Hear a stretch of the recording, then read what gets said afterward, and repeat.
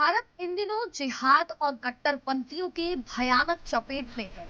आप माने या ना माने, लेकिन ये सच है कि इन दिनों भारत में जिहादी अल्पसंख्यक कार्ड के नाम पर अपना मजहबी एजेंडा धड़ल्ले से चला रहे हैं। फिर चाहे वो लैंड जिहाद हो या लव जिहाद, इस सोच को कोई नहीं झुठला सकता कि आज भारत का हर एक हिंदू नागरिक जिहादियों के निशाने पर है। और निशाने पर है वो हिंदू युवतियां जिन पर बुरी नजर डालने से ये कुकर्मी जिहादी जरा भी संकोच नहीं करते। उत्तर प्रदेश के बरेली और मध्य प्रदेश के ग्वालियर से आई जिहादियों के तांडव की नई खबर देश में चल रहे जिहादी एजेंडे के प्रति आपकी नींद खोल देगी। जहां जिहादियों के नाम भले ही अलग अलग थे, लेकिन सबके एजेंडे और नीयत में कोई अंतर नहीं था। सबसे पहला मामला उत्तर प्रदेश के बरेली के सीबीगंज इलाके का है, जहां बीते 6 जुलाई शनिवार को आलम उर्फ अमान उल्ला एक हिंदू महिला को किराए का कमरा दिलाने के बहाने कमरे में ले गया और उस महिला के साथ दुष्कर्म किया। वहीं विरोध करने पर आलम ने महिला को बुरी तरह से पीटा और महिला के कपड़े भी फाड़ दिए। यही नहीं, इस जघन्य अपराध के बाद उसने समस्त हिंदू धर्म की महिलाओं को गाली भी दी। इसके साथ ही उस पर प्रधानमंत्री नरेंद्र मोदी और योगी आदित्यनाथ पर भी गाली देने का आरोप है। इस मामले में आलम के विरुद्ध दुष्कर्म, अपमानित करने, अभद्रता और धमकाने की धारा के तहत उसे गिरफ्तार कर लिया गया है।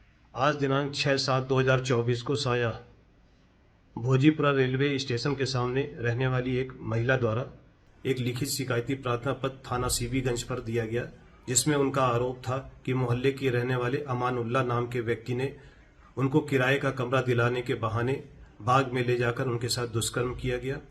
इस प्रार्थना पत्र का तत्काल संज्ञान लेते हुए प्रार्थना पत्र पर बीएनएस की धाराओं सुसंगत धाराओं में अभियोग पंजीकृत किया गया। साथ ही साथ महिला को 161 का कथन अंकित कर उसको चिकित्सीय परीक्षण के लिए भेज दिया गया और साथ ही साथ तत्काल कार्रवाई करते हुए अभियुक्त को पुलिस हिरासत में लेकर आगे की विधिक कार्रवाई की जा रही है। वहीं ग्वालियर के जनकगंज थाना क्षेत्र के हरिकोटाशीर इलाके में 59 वर्षीय बालकिशन यादव जब अपनी दुकान पर अपनी बेटियों के साथ बैठे थे, तभी वहां उनके पड़ोस में रहने वाले सलमान, इमरान, मुबारक और समीर खान दुकान पर पहुंचे, जो मुस्लिम बहुल इलाके आपागंज के निवासी हैं, जिन्होंने दुकान पर बैठी बालकिशन की बेटी से छेड़खानी शुरू कर दी। जब लड़की ने इसका विरोध किया तो चारों ने मिलकर उसकी पिटाई शुरू कर दी, जहां बेटी को बचाने की कोशिश में पिता और उनके बेटे सौरभ यादव को भी पीटा गया। इस दौरान जिहादियों ने सबको मां बहन की गंदी गालियां भी दी, जहां जिहादियों ने सौरभ यादव को चाकू भी मारा। जनकगंज थाने के पास पंचमुखी हनुमान मंदिर के पास में एक बालकिशन यादव की किराने की दुकान है। वहाँ पर उनकी बेटी और वो दोनों दुकान पर बैठे थे। उसी बीच में 4 युवक आए और उन्होंने सामान लेकर वाद विवाद करना चालू करा। उसी बात पर उन्होंने समझाने का प्रयास किया तो उन्होंने उन बालकिशन यादव के साथ मारपीट चालू कर दी।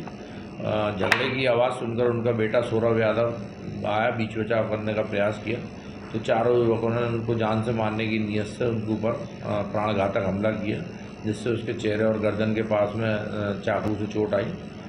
बालकिशन यादव की रिपोर्ट पर से चारों के विरुद्ध प्राणघातक हमला के तहत बीएनएस एक्ट जो नया कानून लागू हुआ है, धारा 109 और 115 और अन्य धाराओं में अपराध चारों के विरुद्ध पंजीबद्ध कर विवेचना में लिया गया।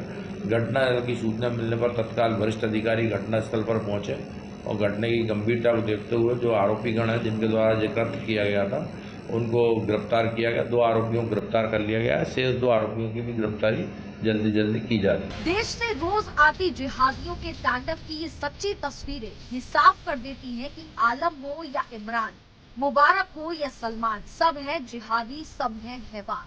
Bureau report, Sudarshan.